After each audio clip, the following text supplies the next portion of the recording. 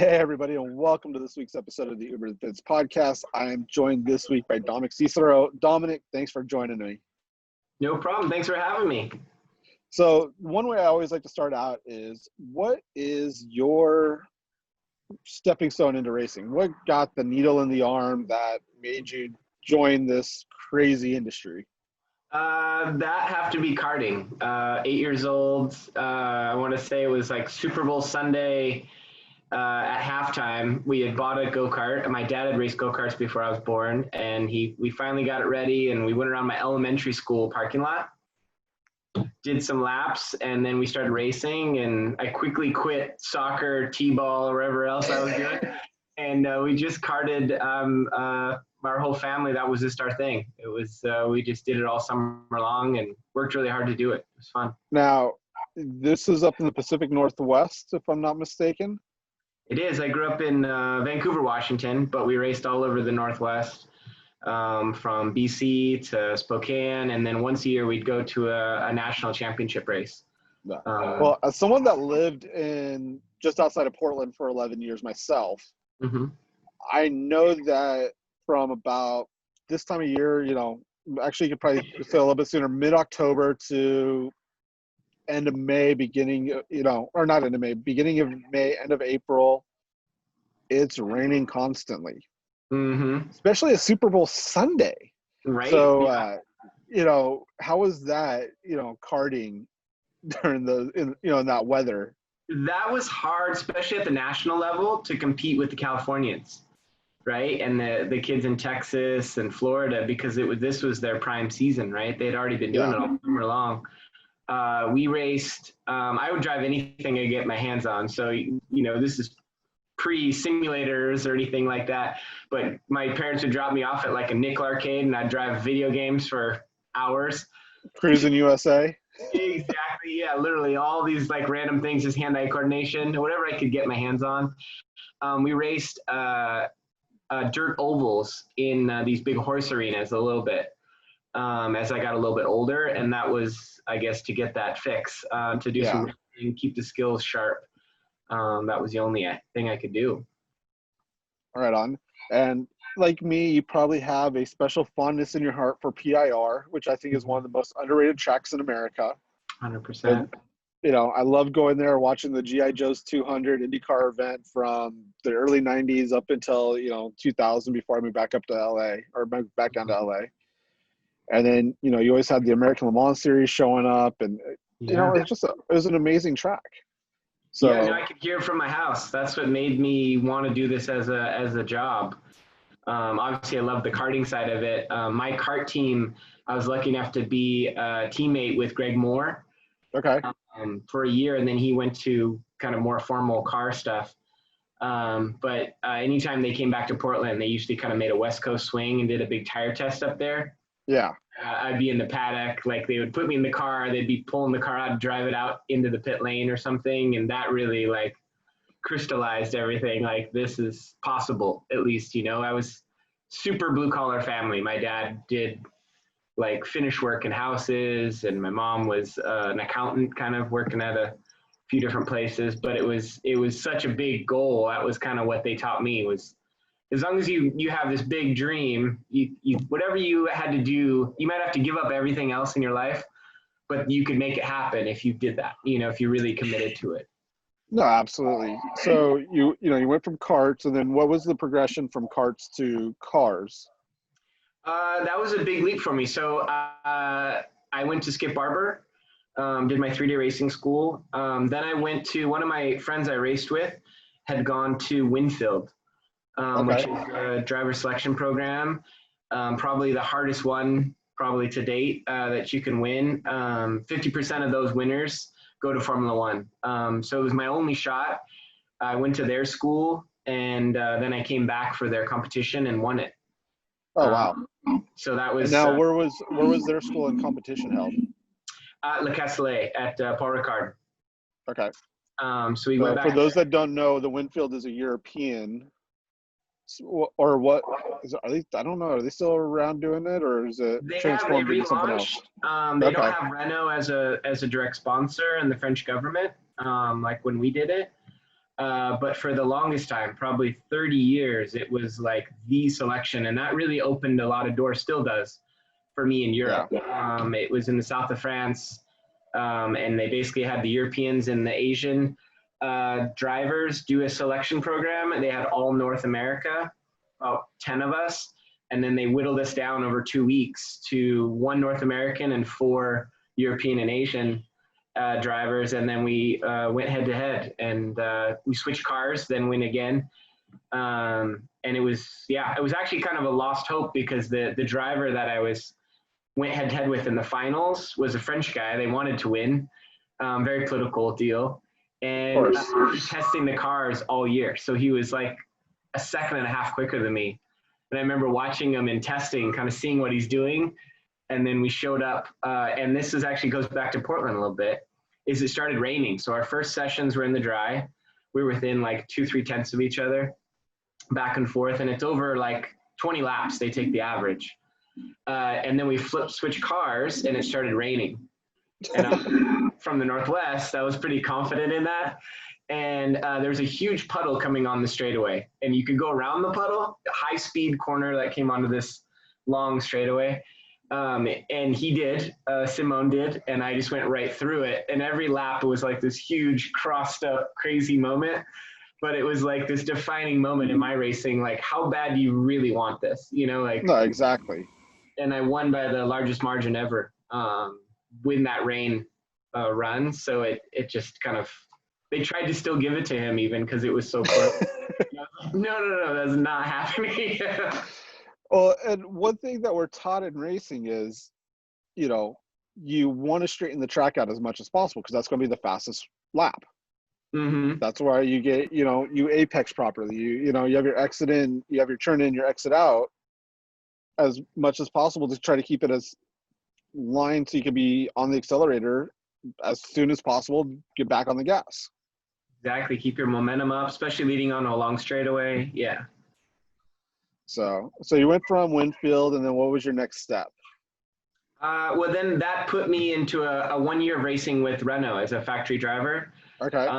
And they called it La Filière. So it was where all their motorsports people went for Renault.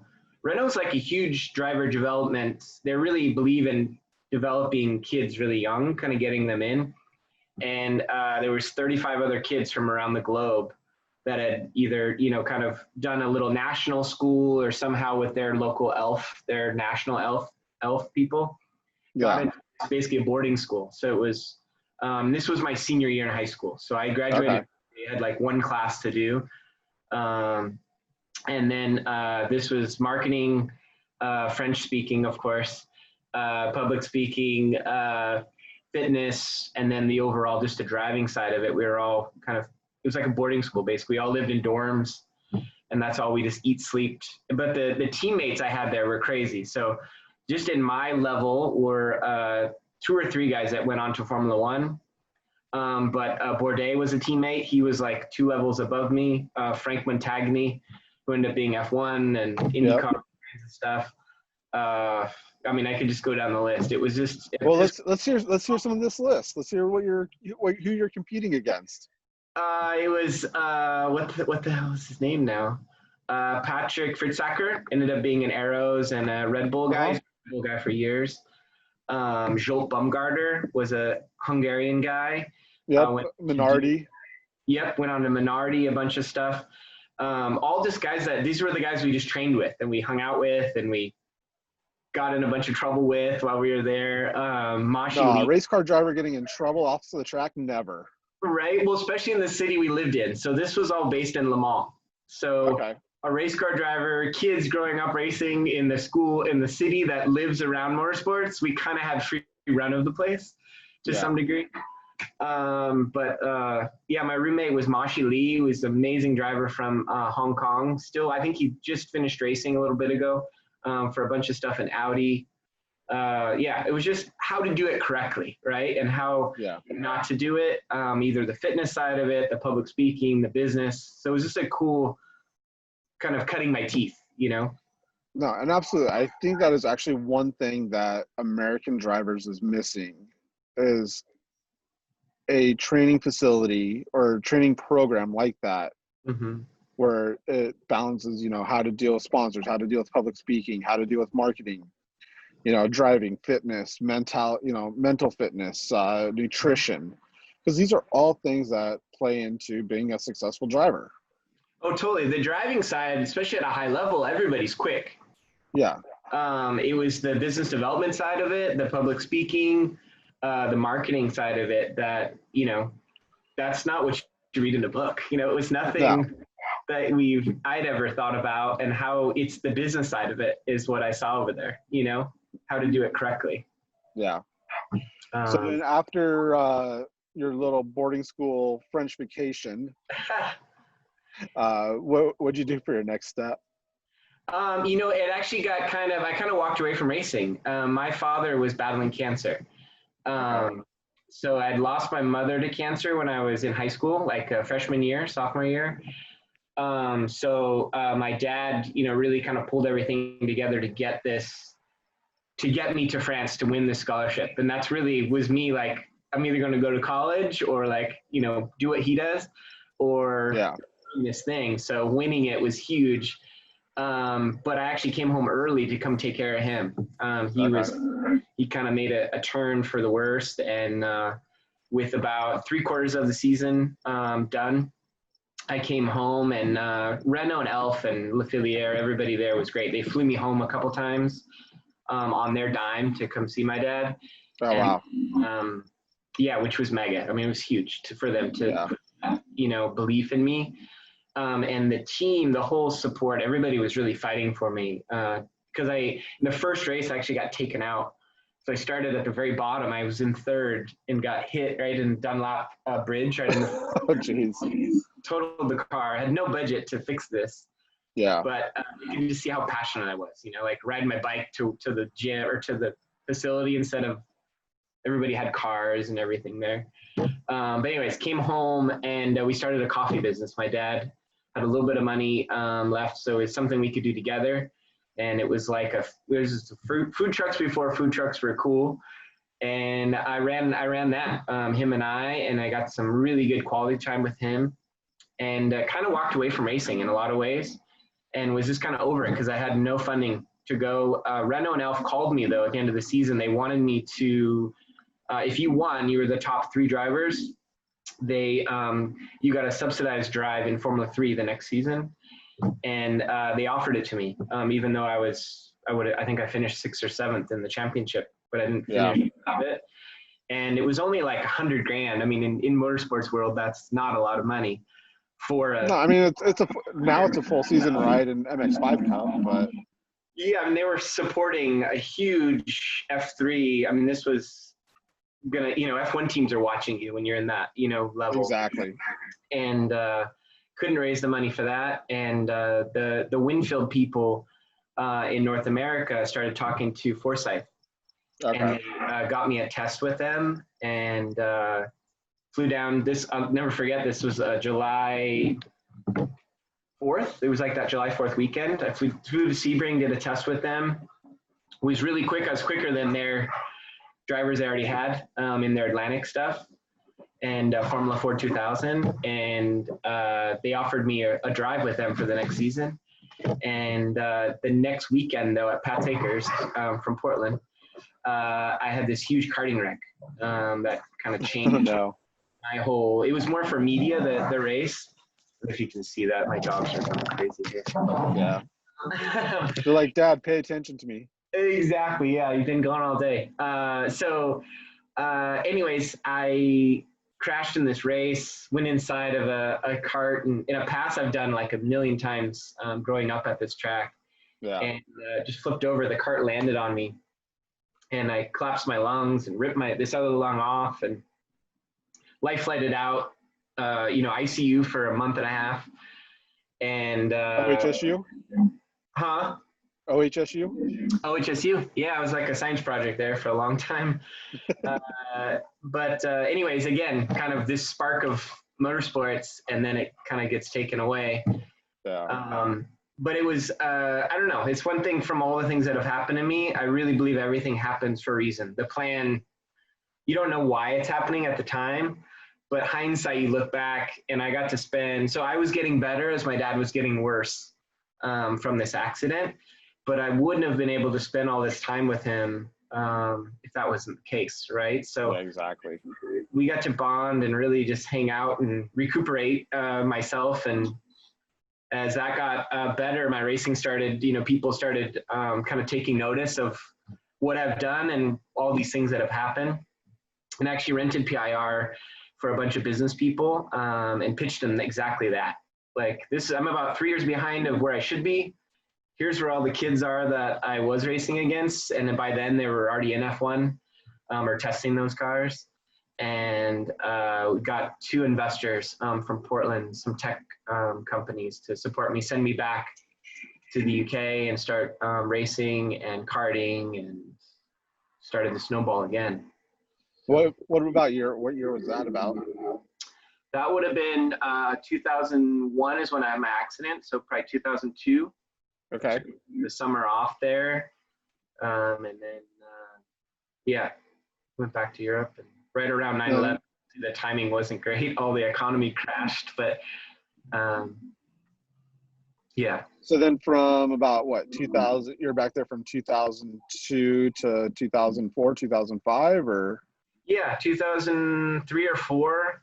So I did the Winter Series in Renault, which is, I raced against some pretty crazy names there. Lewis Hamilton was in the Winter Series with me, Alex Lloyd, a whole bunch of people. Bells, who's a factory McLaren driver now. Super stiff competition. Kind of was in the middle of the pack because this is me literally coming out of ICU. 6 months later, I'm racing against all these people. But it was good, kind of get things going. I raced a 2-liter Renault in the States the next season in the summer. Okay. And then running again, but just kind of from the connections from Europe and with the sponsors that I met. I just booked some meetings with some of those contacts in Europe, and went to Switzerland and started meeting with teams and managers. And Credit Suisse took some interest in me, and they owned Sauber at the time. Yep. They got me some meetings with some Swiss Renault 3.5 teams. Okay. So I met with them and then got some funding together. And there's always, it seems like as you're coming up through these ranks, there's a left or a right you get to. You choose right or wrong, right? At this moment, I think I chose a blue pill, red pill, left instead of a right. Where Alexander Wirtz was his manager, who funded all his racing. Really nice gentleman. He lives in Monaco, and I'd scheduled somehow a meeting with him. And I showed up on the train and all dressed up, walk into his office, and he loved my story and was like, let's do this Renault 3.5. He's like, I can sell your story. Like, you're American. Credit Suisse had just bought a big bank in the US, Chase First Boston. And we can do this. We'll go all the way. And my old sponsors came in and were very interested, and they wanted to be a part of this.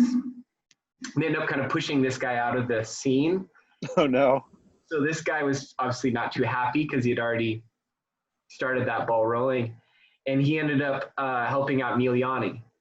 Oh, jeez. Going on to all kinds of stuff. We raced against each other in 3.5. But then he went on to F1 and factory Porsche and all these things. Yep. But it was, that moment right there where you choose a right instead of a left. You don't have enough information, but that's the hardest part. It seems like getting to the top is, I hear this from every driver, right? It's like, if I would have done that. Exactly. Because that was a lot of my stuff too, is that I never really had the funding, but I was quick. I was consistent, and I didn't put the car in the wall. Totally. And so I'd get calls to come and be, a second or third driver for a lot of endurance stuff. Or, I always wanted to do F1 or IndyCar, but at the time being 6'3", it made it a little hard.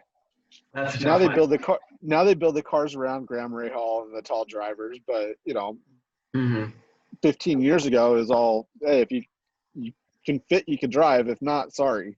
Yep, 100%. And then, with 2008, the economy crashing, it's like, okay, come drive with us, but can you bring a check for 75 grand for the weekend? Totally. No. No, not at all. So. No, the funding part has to be obviously the single hardest thing, but then just all these navigating things. It's always, motorsport's not easy, and there's no direct route. I think that's probably the number one question is how did you do this? How did you make this happen? And you just put one foot in front of the other. Like you might it's a back, but you just keep on heading in this direction, whatever direction you want to go. Exactly. It's a lot of knocking on doors. It's a lot of, swallowing your pride, being, humble about stuff. Mm-hmm. And, you realize you're going to take 100 no's before you get 2 or 3 yeses. Totally. Yeah. Yeah. Or you might be working on the crew or doing some ride and drive or something 2 years later where you were just at Monaco racing whatever, or you were just exactly. It's this ebb and flow of it. That was one of the things my manager, when I was kind of coming back from this whole accident, he was a big surfer, and that's another thing that's kind of stuck with me is no matter how big a wave you're on, knowing that there's always going to be a bottom at some point, Yep. And being friends with all those people on the up and the down is key because you're going to have to use them, help them, you help they help you on the way up or down. It's a small world in motorsports, It really is. And that's one of my biggest advices to people is don't be an asshole. Mm-hmm. Because as large as motorsports is, it's a very small network. Yes. I mean, it's really less than 6 degrees of separation on stuff. Oh, God. Yeah. Less than that for sure. It's like I could pick up the phone and call somebody tomorrow who I'm friends with, and hey, we could have the hell of a conversation, and then that person can turn around and call and have the same conversation with Lewis Hamilton. Yep. And it's like, okay, well, hey, this person's being a great guy with everything conjoins and comes together, and you find your ways through that way. Or you get the dude, this guy's a complete asshole, I don't know what he's doing in the pits and this and that. And then the next thing you know, you're not, you're really trying to have to fight for a ride because no one wants to work with you. Mm-hmm. Yeah, and that works great if you have, tons of funding behind you and you're already going in a direction or something, I guess. But yeah, I've never had that. So it's always those long-term relationships. And that's how I'm racing now. Again, to be honest, is the connections I made when I came back from Europe. Yeah. When I went to sports car. So I raced Rolex and IMSA. And through those opportunities, I met the people who end up owning for North America, Ligier and a lot of these names that are current. And they threw me in a seat, Yep. This guy's shot. He was a quick kid back in the day when he had some funding. He just hasn't had any. So it's all those relationship buildings long term, No, and I mean, the other thing I think that is a huge benefit and works to your value and your side is what you get to do on a daily basis now. Mm-hmm. Being able to, as we're going to put it, is, being the head driving instructor at Thermal Club, which is a private track in Southern California. Mm-hmm. I guess you could almost call it a country club for motorsports. It totally is. It's really unique around the globe. I think the only thing that's somewhat similar is Ascari. It has a similar kind of concept, but having the homes there and the level of amenities are unheard of at any other facility. It's like the top, 0.001%, of the world that are my students basically. Exactly. And it's I've learned a lot from just working with those individuals. It's brilliant. It really is, and I think that anybody could really benefit from having somebody that is that much more successful than them. Mm-hmm. So just have a general conversation, just talk. Take up as much knowledge as you possibly can, because you don't know when that knowledge is going to help you today, tomorrow, next week. Exactly. And there's a reason why these guys have B's in front of their bank accounts and not M's. Exactly. No, 100%. And that was one of the things moving down here. So I moved from Portland down here. They brought me down, and was worried that all these people would be kind of pretentious and standoffish. And to be honest, they're probably the most friendly people and want to share these ideas. And you know what, like, I learned this in this business and this saved this, or it's just all these little nuances about, and a lot of the conversations are a lot of this networking concept of just putting people together. I got a friend that does that too. Let me introduce you to this friend. And that's some of the members, that's literally how they've built their fortunes, They've built their fortunes literally based off of networking. Mm-hmm. Yeah. It's been such a cool learning experience. Yeah. So not only at Thermal are you there, but then BMW has their M Performance School there. Mm-hmm. That they sometimes rent the main track, but they mostly have their own little facility in the back. Yeah, so Thermal's 329 acres total. BMW rents 20 acres of that, and they get one track a day, just about every day. And they're kind of separate to us in that they have their own instructors. It's more for the public. Yep. They actually have a racing school that, certified with SCCA and things. We don't do that. I do the same training, but I don't have the stamp to give an SCCA license. Yeah, I think most of the members there are just more for, wanting to come stay for the weekend, pull their, drive their race car from the garage to the track, have some fun, go back, enjoy some scotch and a cigar, and call it a day. No, that's a good point. No, it really is. There's kind of this uptick of racing that's come up the last probably year or so, but you're right. It's most of them really just enjoy cars. They finally have the time to kind of enjoy them and actually drive them, and especially with traffic and everything that's starting to happen in all the big cities. Of course, there's no place to really actually enjoy them, right? So unless you want to get up at 4 o'clock in the morning. Yeah, exactly, and then have to struggle or get a ticket or whatever the deal is. So it's there's a wide range of the members that just want to enjoy cars, or they're audiophiles, or kind of some just these, they just love the little nuances. They just want to look at them. To probably 5% of them that are actually racing, but the ones that are racing are throughout the world. We have some that race from Bathurst to Dubai, and they just ship their cars all over. But that's definitely not the common thread there. It's more the continuity and the friendship. Yeah, so I'm ready for that Bathurst ride. I know, right? Yeah. Yeah, we hired an Australian guy to be another instructor, and he's told me nothing but good things about that place. So we got to get over there. I have Bathurst and Spa on my bucket list. Serious, yeah, me too. Le Mans, I really want to do Le Mans too. That would be something that's on my. I mean, Le Mans is like the holy grail for sports car racing, just like Monaco would be for open wheel. Mm-hmm. But still, it's like there's something about Bathurst and just the way the track is built on city streets, and they close it down twice a year for the races. Spa has such amazing history. The track, watching what happens to cars going up Eau Rouge if you're not prepared for it. That was by far my favorite track. Monaco, obviously, just for the thing of Monaco. But Spa was the last place I tested over there, and that it was just every time it was your heart stopped through Eau Rouge, right? It's impressive. Like, wait, hold on. You mean I have to go flat out around this blind corner uphill? Yeah. And then look at the engineer when you come back, and he's like, "You're not flat still." No, I am. You can still pick up a half of a second. Just hold that right foot down. Totally. Yeah. 100%. So you've been at Thermal since they've opened, correct?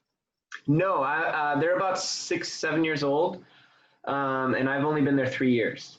Okay. So I watched it kind of build and happen. Jeff Rodriguez was the track manager there for a long time, a good friend of mine from Skip Barber and coaching and stuff. And I was down there for the release of the 488 Challenge car. Okay. Pick up a client to coach for a Ferrari Challenge.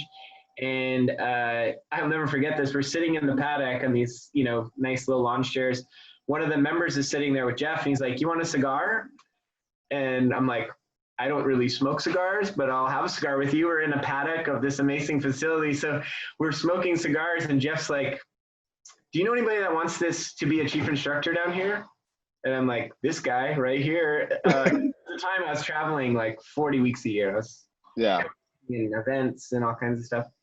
And he's like, no, you have you got this racing stuff going. I was doing film work up in Portland. I have my SAG card and everything.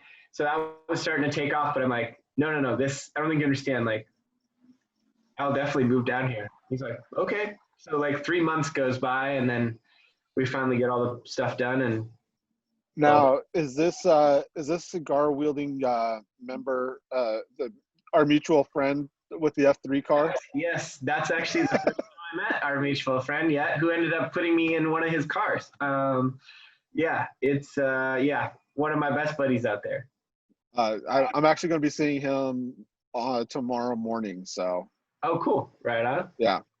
So excellent. The day this podcast is released, and I'm seeing that friend in the morning. So, so not this year, but last year in 2019, you did race in the U.S. Formula 3 or F3 series. Mm-hmm. What was that like? Because I know you kind of were coming in as a ringer for your age group. They had a master's class, which I felt a little old in. I was over 25, I think, or something like that, or 30 was the master's class. Their master class, I was going to say their master class is 25 and older. Usually it's like 35 and older. Yeah, it was something really obnoxiously young. And I'm just like, okay, I'm well into that. Not that my age, I'm only 30 still on the internet. So we'd never age race car drivers after about 25, 30. So exactly. Because our mentality is still there. Totally. Yeah. Our bodies may not be. And everything else. It's like, okay, this is the age growth of a race car driver. Body, mind. Body, body. Totally. Yeah. But that all came together really from the relationship when I ran DP cars with Max Crawford. Okay. In Crawford Composites. They had partnered with Ligier and sold this car to a member, and same thing with the P3. They all were testing them there, those cars. And Max was like, jump in and see what, how do you like the car? Ripping the F3 car around. And his guys kind of talked to our mutual friend and kind of negotiated some deals to get me in a car. So worked out great, kind of restarting a career that I'd kind of thought that had been over just because the momentum had been gone from the rating system in sports cars. Yeah. So I drove for a couple factory teams. And when you send in your resume to FIA, when they see factory, this factory, they instantly rate you at a factory driver rating, which is platinum. And then I quickly pulled the resume back and did not get certified as a platinum driver until I could get lower. And I guess for people that don't know what that is they have rating system in sports cars, and you can't race in certain classes unless you're a lower level. So bronze is the lowest, and then silver, gold, platinum. Now, the nice thing about us is that we're almost to the permanent bronze age. Yes, copy that.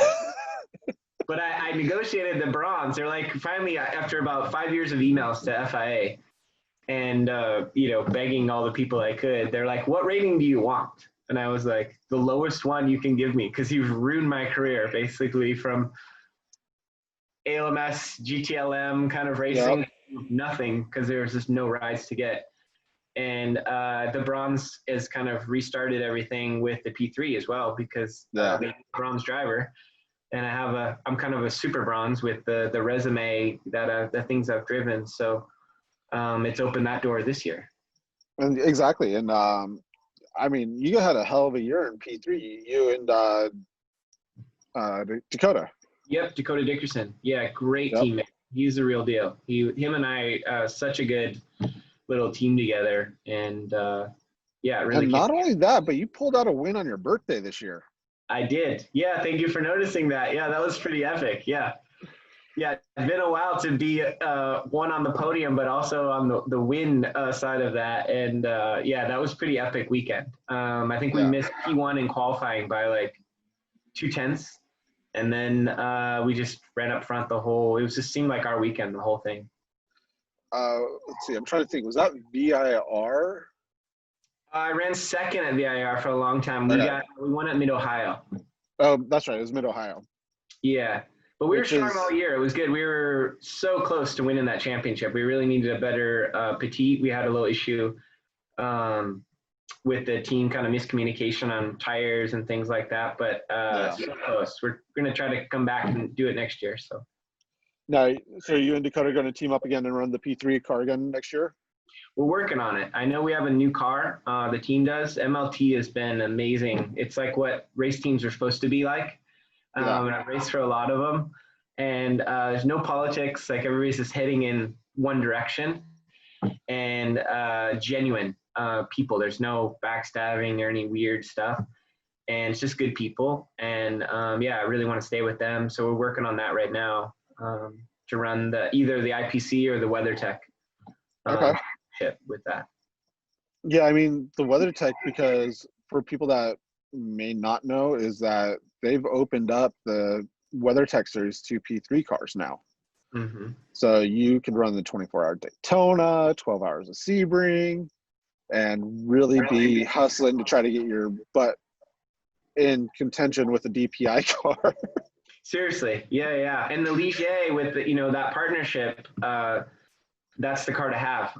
It's run all this year in Europe, and against the Duquesne, it's still quicker. So a little bit behind the 8 ball this year with the Aero. The Norma and Duquesne car was just fast on the straightaways. We couldn't keep up with it. But it really be the kind of a equal footing at least for us that. But the budget for WeatherTech is a lot bigger. But I really want to be in that big paddock again.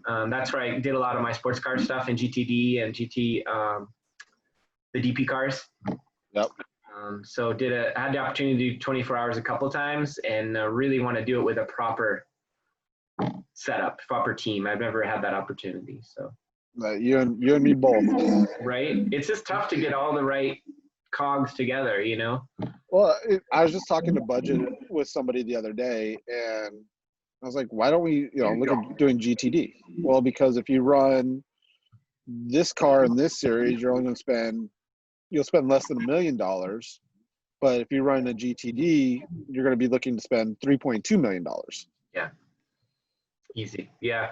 And it's like, wait, hold on, so I could have just as much fun in a car that's similar, maybe a little bit less aero, for $2 million less. Well, and that's the hard part in sports car, in racing, I think in general, is to quantify that amount of money. I've never made any money like that. It's and I'm the same way. And it's like, but if you go over to Europe, you're spending 30% less. Exactly, 100%. And that's why I went there. I couldn't afford to race Atlantic. I couldn't afford to race all the stuff here, No, and I mean, it's like if you want to race, WEC over in Europe in a class that's similar to GTD, all right, your budget's going to be $1.2 million instead of $3.2 or $3.6 million. Totally. Yeah, and you really get to that point where you kind of touched on at the beginning, the ROI of how is this going to make sense for the people that are really inevitably funding it? Are you going to actually be able to do that? I've actually looked at like the Australian stock car series. Basically DTM cars or DP cars with DTM bodies on them. Yeah. Where they have like 100,000 fans at almost all their races. And if you had a brand that wanted to go do that, a whole season in one of those cars is like $600,000 or $700,000, that's not even a pilot sport budget, No, and the thing is that look at what our crowds have done over the last 25 years of motorsports. Mm-hmm. Okay, you fill a NASCAR stand with 100,000 people for Daytona, Charlotte, Talladega. Mm-hmm. Indy cars, you'll get that at an Indy 500. Totally. But none of the IndyCar races are pulling more than 50,000 people anymore. Yeah. Good luck getting, 20 to 30,000 for a sports car race. Mm-hmm. Yeah, it's a weird. I guess in Europe the business model is slightly different. Where I don't know if it's, I've always said this, but I don't really know if it's just because they have less sports there, right? If you think in Europe they have soccer, billiards, and some cricket, right? Yeah, I mean they do have other sports. I know like cycling's really big, and but they're just fanatics about anything that they get into. So from bicycling, yeah. You go to Canada, then you're going to have probably 60, 70, 100,000 people at Toronto, right? Oh, exactly. They just love motorsports. But in the US, it's such a, I don't think we figured it out yet quite. NASCAR is pretty darn close with, the numbers that they used to get, but their bubble's kind of, shrinking. So their bubble's shrinking. Tony George kind of ruined open wheel racing in America by trying to split off the series and try to create a NASCAR for open wheel. Yeah. I mean, I remember you'd have 50 to 60,000 people at Portland for the G.I. Joe's 200. Mm-hmm. You have 60 to 7,000 people there for the IMSA GTP GTO races. 100%. I think there was like 65 or 70,000 people there in 99 and 2000 for the ALMS race that was there. Yeah, no, it was epic numbers. It was great. So, the numbers are there, but I think that there's not enough fan interaction anymore. Yeah, I could see that.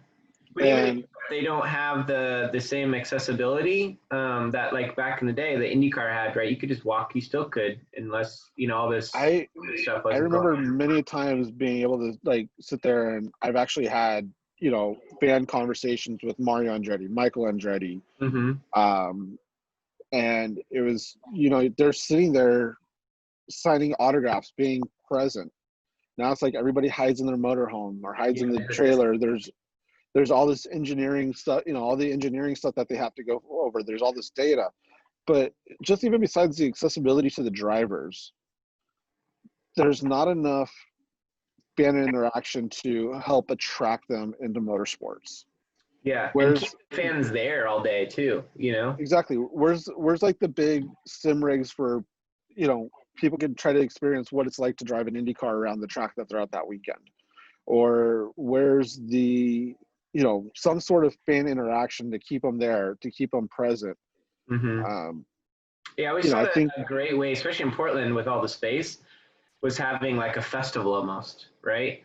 Well, like and that's what the G.I. Joe's or music or something. So there's another reason what it was. To rotate around, As the G.I. Joe's 200 was always smack dab in the middle of the Rose Festival. Mm-hmm. And it was one of their marketed events. Yeah. 100%. And I mean, you get a ton of people at Long Beach just because it's Long Beach. Yeah. And, with California being such a big car community, they have the convention center filled up with different vendors and car shows. Mm-hmm. But I think that a lot of the races now, it's so spread out over the weekend that there's a lot of downtime. Yeah. And so people feel like, oh, you know what? Because I'm wasting so much, there's not enough action for me to watch in person. It's easier for me to stream on the internet. It's easier for me to watch live on my television. Good point. I can get my other stuff done. Mm-hmm. Yeah. So, that's one of the things that kind of intrigues me and excites me about Penske buying IndyCar. Mm-hmm. And seeing what he's going to do with it. Well, that would be interesting too, where they go with this, because they've kind of reinvented the sponsorship model over and over, right? They've had to with different things that as it evolves, and to really see where they go with this, because I mean, Penske and Target and Ganassi, that whole kind of system it's kind of changed marketing in motorsports in a lot of ways. That I'm trying to work on similar ideas where Target's obviously never put a lot of money into that system. It was all the other companies underneath it. Yep. We're getting shelf space or, B2B connections.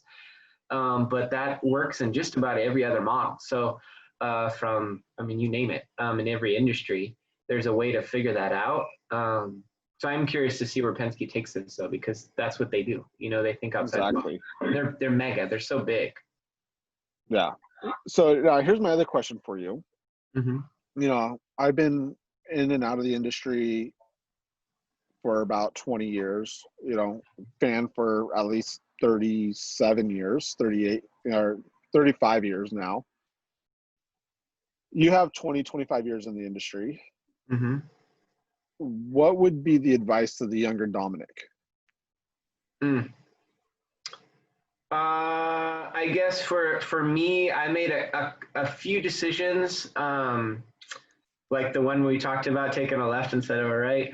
Yeah. More out of being loyal to people that supported, you know, your comeback from racing or something like that, where I should have followed my gut feeling and found either a partnership with them or make that work. Because the Alexander Wirtz thing, that manager guy was, it was just too good to be true. You know, I should have never walked away from that situation.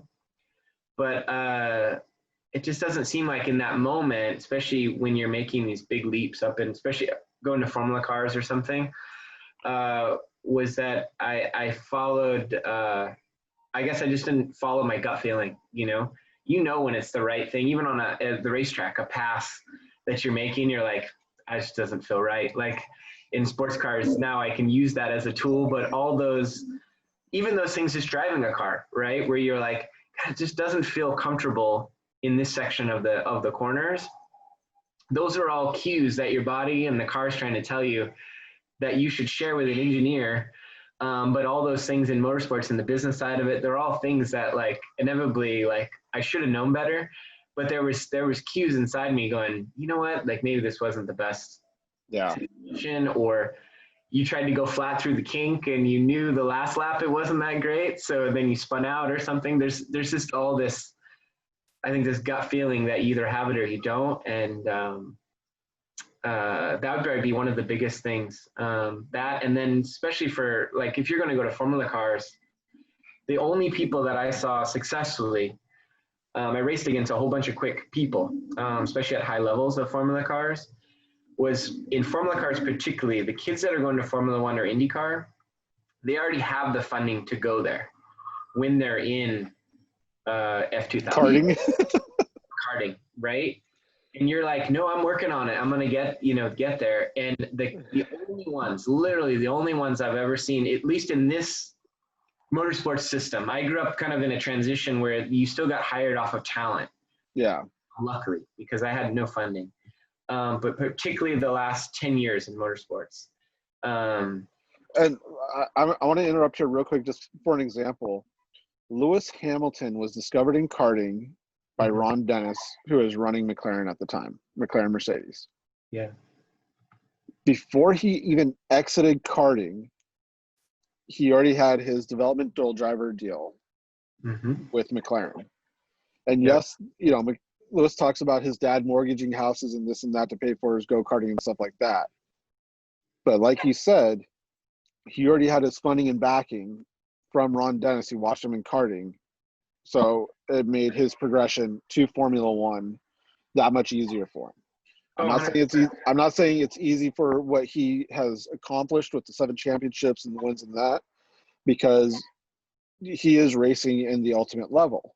You know, I'm not going to say he's the GOAT compared to Michael Schumacher, to Senna, to you know, Prost, to you know, Moss, because every car was different and every generation's different. Would I love to see him in those cars and scenarios to see what his lap times would be? Absolutely.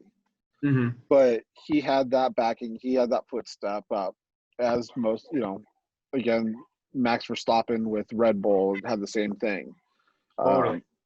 Perfect for my racing stuff was a teammate of mine was Heikki Kovalainen. Okay. Ended up going to F1, did a bunch of stuff. But when we were in Renault 2-liter, he was already being managed by Briatore. And he knew. It was just, you could tell in his personality and how he drove the car. He knew he had budget. He knew if he wrote the car off, he had another one coming. And exactly. The young kids are competing against, especially when you go to Europe.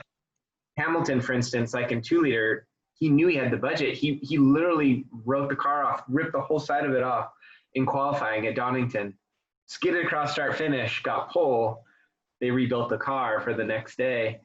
But that's the level of intensity while they're spinning, trying to take other people out, like because of points, you know. But his teammate, so Heikki Kovalainen was teammate Jamie Green, had an amazing career, still racing DTM and all kinds of stuff, but was kind of in my boat. He had some more funding, but never made it to Formula One. Was an amazing Formula driver, Formula 3, all kinds of different stuff, but never quite got that full break just because he was trying to make it while he got there. Yeah.